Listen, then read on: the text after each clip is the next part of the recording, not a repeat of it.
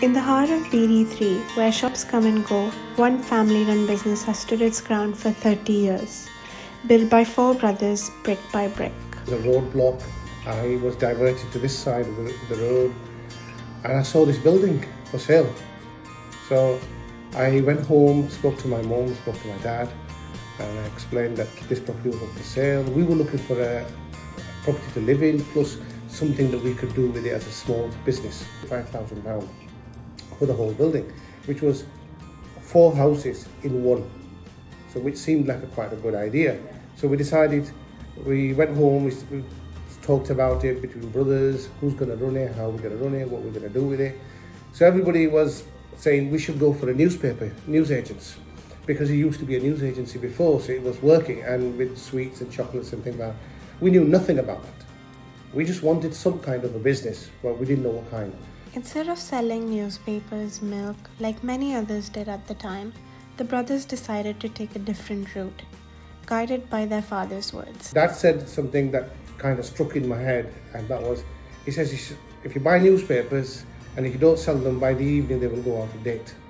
If you buy milk and bread, it will go out of date. Do something that doesn't go out of date. So I said, well, why don't we do hardware? And I then moved into this property. The room that you're in now, this office, used to be my lounge. So I was living here, I just got married.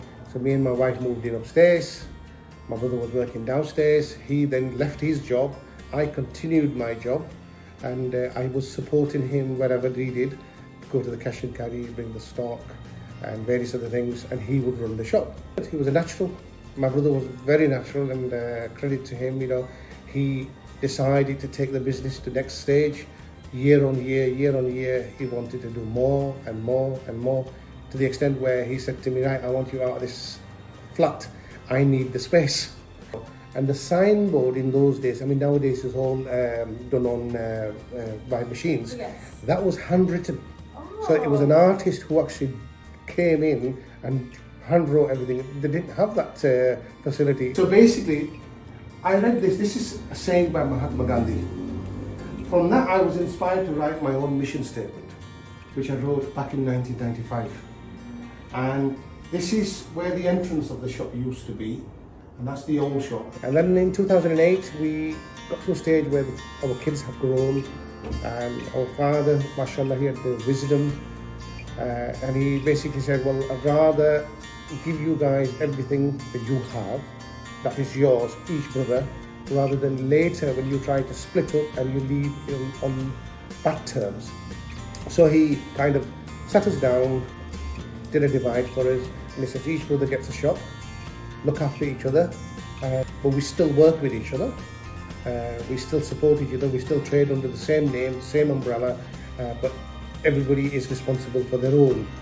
And if any of my brothers were to ask, I need this, then we would just deliver to them. Bradford is heaven. I think Bradford is, yes, every city, every town, every culture, every community has its problems. Nobody's perfect.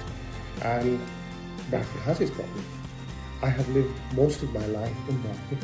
I've went to school here, and I wish I could say born and bred, but I wasn't, but my kids have. We've got everything here, and people are lovely here. Yes, we do have problems, but who doesn't? So yeah, doing business here amongst the Asian communities, among the English community, and other communities as well, we've had no problems. Next generation of our kids, basically, and handing over the assets to them, handing over so that they don't blow it. We don't want them to have the golden spoon. We want them to work for it, and we want them to value it.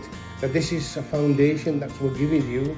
Don't just knock it over. I'm proud of the fact that we've achieved a lot, alhamdulillah, by the grace of Allah.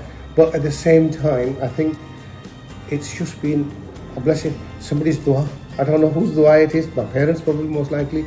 But it is an achievement, and I'm just hopeful, and I pray to Allah subhanahu wa ta'ala that this legacy is now continued by the second generation within the family, and I hope they continue that. Because we've worked hard. Don't get me wrong, 7 days until 12 o'clock, 1 o'clock at night, I've worked. And so have my brothers. I still remember my younger brothers used to come in at 9 o'clock, and we would talk about business all the way till 2 o'clock.